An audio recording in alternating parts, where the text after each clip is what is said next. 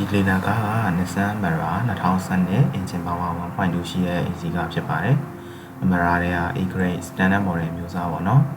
။ဘတ်3600နဲ့ဒီလိုင်းစဖွင့်ထားတဲ့ကားလေးဖြစ်ပါတယ်။ Marketplace ဒီမှာဆိုရင်8000နဲ့သိန်းစုံစုံလေးရှိတတ်ပါတယ်။ကား condition ကောင်းရင်ကောင်းတယ်လို့တန်ဖိုးကွာနိုင်ပါတယ်။လေလံကားဆွဲမယ်ဆိုရင်အရင်ဆုံးကားရဲ့လေလံစာရွက်ကိုစစ်ကြည့်တင်ပါတယ်။လေလံစာရွက်စစ်ပြီးလို့စာရွက်စာတမ်းပြည့်စုံပြီဆိုမှကားကောင်းမကောင်းထပ်စစ်တင်ပါတယ်။ဒီနှစ်ခုစစ်ပြီးမှသာလေလံဆွဲဖို့ဘယ်လောက်ထိလိုက်တင်လဲစဉ်းစားရပါတယ်။လေလံမဆွဲခင်ကားမှာပြင်ဖို့လိုအပ်တာရှိရင်ပြင်မဲ့ကုန်ကြစရိတ်တွက်ထားဖို့လိုပါတယ်။အဲဒါပြီးမှလေလံဘယ်လောက်ထိလိုက်ပေးတင်လဲကြည့်ရတယ်ပေါ့နော်။အခုဒီမရာဆိုရင်3600နဲ့လေလံစဖွင့်ထားပြီးလေလံအောင်တဲ့ပမာဏအပြင်လေလံကိုမြေခပေးသွင်းရမယ်12840နဲ့နောက်ထပ် VAT 7% ထပ်ပေါင်းမယ်ဆိုတော့ဒီမှာတင်2000လောက်ရှိမယ်ပေါ့နော်ပြင်မှုအတွက်ပါညာ1000လောက်ထပ်ပေါင်းမယ်ဆိုပါစို့အဲဒါဆိုရင်လေလံဘယ်လောက်ထိလိုက်ပေးတင်လဲချိန်လို့ရပြီပေါ့နော်ကျွန်တော်အမြင်ရတော့ဒီကားကို9000ခွဲလောက်လေလံပေးချတင်တယ်ပေါ့နော်လေလံကနေအကုန်ပြီးစီးဆိုရင်9000ခွဲလောက်ကျသွားမယ်ပေါ့နော်လေလံကားတွေကလေလံအောင်တာနဲ့တန်းပြီးတော့မရှိတင်သေးပါဘူးကားကအကုန်ကောင်းရင် engine wine gear wine လောက်ကားတော့လက်တင်ပါတယ်ဒီကားကပြင်မှုလိုအပ်လို့1000လောက်ထပ်ထည့်မယ်ဆိုပါစို့အကုန်ပေါင်းလိုက်ရင်8000ခွဲလောက်ကုန်သွားပြီမယ်ကားကောင်းသွားပြီဆိုရင်ကုန်ကြစရိတ်တက်တာတဲ့အပြင်စီးရတာတန်တယ်လို့ခံစားရနိုင်ပါတယ်ကိုယ်တိုင်မစီးပဲပြန်အောင်မယ်ဆိုရင်တော့အမြဲရနိုင်တယ်ပေါ့နော်ကားကောင်းသွားပြီဆိုရင်တော့ marketplace မှာ9000သိန်းလောက်တော့ရနိုင်ပါတယ်အတော်လေးကောင်းတဲ့အနေထားလုံးဝအတိုက်ခိုက်ရှင်းကင်းရှင်းတဲ့ကားတွေဆိုရင်တသိန်းကျော်လောက်ထိကိုရနိုင်တယ်ပေါ့နော်ဒါပေမဲ့ကားတိုင်းအဲ့လိုမြတ်မယ်လို့တော့ပြောလို့မရဘူးဗျဘာလို့လဲဆိုတော့လေလံကားတွေက test drive လုပ်ခွင့်မရှိတဲ့အတွက်ငါးအောက်ပိုင်းကောင်းမကောင်းအင်ဂျင်ကောင်းမကောင်းတေချာမစစ်နိုင်ဘူးကားတေချာစစ်နိုင်အောင်မှ risk ကတော့အနည်းငယ်တော့ရှိရဗျ9000 1000လောက်ရှုံးတာဖြစ်နိုင်တယ်လို့ကားကိုတော့ရှောက်ပြင်နေရတာလည်းဖြစ်နိုင်တဲ့ risk တွေတော့ရှိပါတယ်။လေလံကားအများစုကတော့ဒီလောက်ထိဆိုးသွားတဲ့ကားတွေမပါပါဘူး။100မှာ2စီး3စီးလောက်ပဲပါလိမ့်ရှိပါတယ်။အနည်းငယ်ရှုံးနိုင်တယ်ဆိုတာကလည်းကားစစ်တဲ့နေရာမှာလိုအပ်ချက်ရှိတာဖြစ်နိုင်တယ်လို့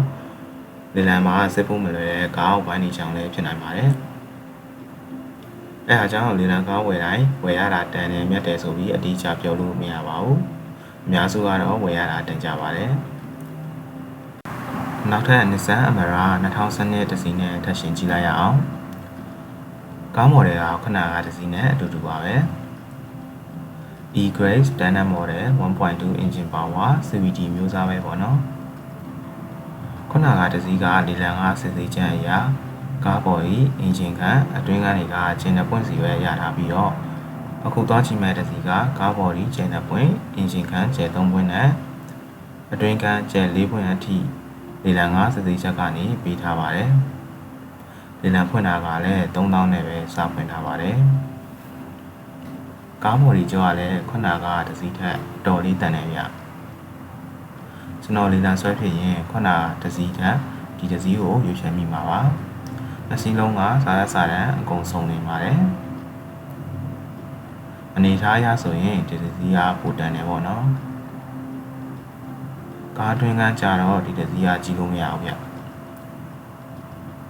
လေလံဆွဲမှာနောက်ကျမဲ့ကားဆိုတော့ရီမထားသေးဘူးမလို့ပါဒီတစီးကိုတော့အပြင်ကနေပဲဒီအိုင်းကြီးလို့ရမယ်ပေါ့နော်ဒီကားလေလံဆွဲမယ်ဆိုရင်အဓိကကြီးဖို့ကအင်ဂျင်ကောင်းမကောင်းပဲစစ်ရမှာဗျကားအောက်ပိုင်းကတော့တေချာမစစ်နိုင်ဘူးဆိုတော့စစ်လို့ရတဲ့အင်ဂျင်ကန်းကိုတေချာစစ်ပြီးလို့လေလံလိုက်မယ်ဆိုရင်ခုနကတစည်းလောက်လိုက်ကြည့်တင်တယ်ပေါ့နော်ဒီကားပိုတန်းတော့လေလံလိုက်တဲ့အချိန်9000 1000လောက်ပိုလိုက်ကြည့်တင်တယ်ဗျလေလံလိုက်တဲ့သူမရှိရင်တော့အတော်လေးကိုအမြတ်ကျန်သွားနိုင်ပါတယ်ဒီကားလေလံဆွဲဖို့ကလည်းနောက်ကျမှာဆိုတော့ဒီကားလည်းရောက်ရင်လေလံလာဆွဲသူတော်တော်များများပြန်သွားကြတာဖြစ်နိုင်တော့လေလံစဖွင့်တာနဲ့တမိုင်းနဲ့လေလံအောင်သွားနိုင်ပါတယ်အဲ့လိုဆိုရင်တော့ margin အမြတ်3000 4000လောက်ထိကိုကျန်နိုင်တယ်ပေါ့နော်ဒါပေမဲ့လေလံလိုက်တဲ့သူရှိသေးရင်တော့ဘယ်လောက်ထိလိုက်ရှိတင်လဲဆိုရင် 6000 ဝန်းကျင်လောက်ထိလိုက်ကြည့်တင်တယ်အဲ့လိုဆိုရင်လေးလံအပြီးစီးမှ8000ပြင်မှုလို့ရင်9000ခန့်ခန့်မှန်းချေပေါ့နော်ကိုယ်တိုင်စီးလဲတန်ပြီးကံကောင်းရင်အမြတ်2000လောက်ထိရနိုင်ပါသေးတယ်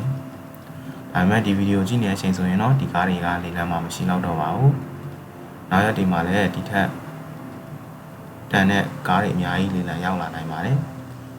အခုကျွန်တော်ပြောပြခဲ့တာတွေကခန့်မှန်းချေကိုပြောပြတာဖြစ်ပါတယ်